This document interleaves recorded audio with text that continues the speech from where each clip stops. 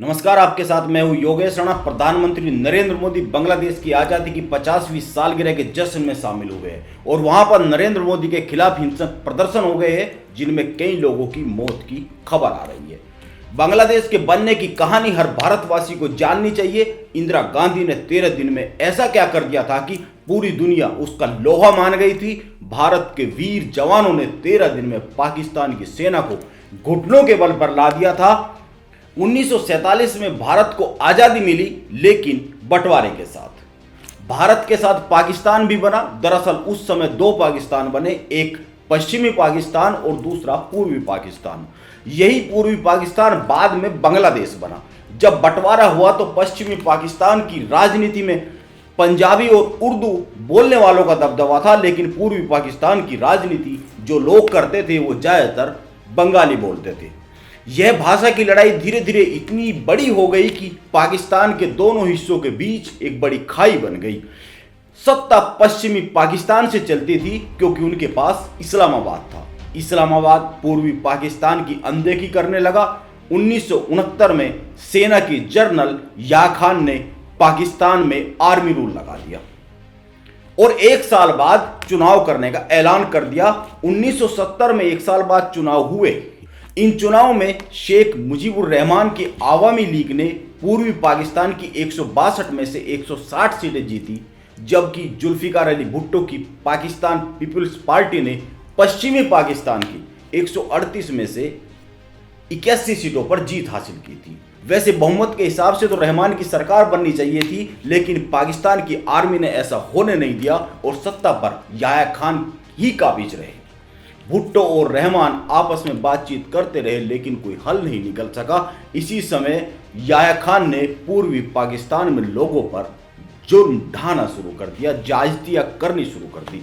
सेना की बर्बरता इतनी बढ़ गई थी कि 26,000 लोगों को मौत के घाट उतार दिया गया और लाखों लोग भागकर भारत में आ गए, यहां शरणार्थी शिविर में रहने लगे। हुमूदुर रहमान कमीशन ने भी इन बर्बर घटनाओं की पुष्टि की है। भारत में प्रधानमंत्री इंदिरा गांधी थी और भारत का समर्थन आवामी लीग और मुजीबुर रहमान के साथ था। शुरू में भारत सीधे दखलंदाजी नहीं कर रहा था, लेकिन जब पाकिस्तान की आर्मी की बर्बरता बढ़ती गई तो इंदिरा गांधी ने ऑपरेशन जैकपॉट लॉन्च कर दिया। 15 मई 1971 को ऑपरेशन जैकपॉट लॉन्च किया गया। पूर्वी पाकिस्तान की मुक्ति वाहिनी की मदद की जाने लगी। मुक्ति वाहिनी पूर्वी पाकिस्तान की मिलिट्री, पैरामिलिट्री और नागरिकों की सेना थी। इसका लक्ष्य गुरिल्ला युद्ध के जरिए पूर्वी पाकिस्तान की आजादी था। भारतीय सेना की पूर्वी कमांड ने पूर्वी पाकिस्तान की ऑपरेशंस की जिम्मेदारी संभाल ली और मुक्ति वाहिनी को हर वो साजो सामान मुहैया कराया जाने लगा जिसकी एक जंग में जरूरत होती है। वैसे भारतीय सेना तब तक जंग में खुद शामिल नहीं हुई थी, लेकिन पाकिस्तान ने 3 दिसंबर 1971 को एक बड़ी भारी गलती कर दी। इस दिन पाकिस्तान की एयरफोर्स ने भारत के पश्चिमी क्षेत्रों पर हमला कर दिया। इसके बाद 4 दिसंबर की सुबह तक भारत ने आधिकारिक तौर पर पाकिस्तान के खिलाफ जंग का ऐलान कर दिया। उस वक्त भारत में शरणार्थियों की संख्या बढ़ती चली गई और भारत के कलकत्ता से पूर्वी पाकिस्तान की निर्वासित सरकार चल रही थी। पाकिस्तान के हमले के बाद इंदिरा गांधी ने कहा था, हम पर एक युद्ध थोपा गया है।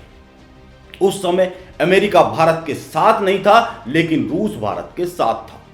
जब जंग शुरू हुई तो अमेरिका ने अपना जंगी बेड़ा बंगाल की खाड़ी में भेज दिया था, लेकिन भारत घबराया नहीं और सोवियत रूस ने कह दिया कि भारत पर हमला रूस पर हमला माना जाएगा। इसके बाद रूस ने भी अपना एक जंगी बेड़ा बंगाल की खाड़ी के लिए रवाना कर दिया था। इसके बाद ब्रिटिश नेवी ने भी अपनी एक फ्लीट बंगाल की खाड़ी के लिए रवाना कर दी थी, लेकिन जैसे ही रूस सामने आया तो सब शांत बैठ गए और ब्रिटिश फ्लीट तो वापस लौट गई थी। 3 दिसंबर को भारत इस जंग में शामिल हुआ था और 16 दिसंबर को पाकिस्तान घुटनों के बल आ गया, यानी 13 दिन में ही पाकिस्तान ने हार मान ली।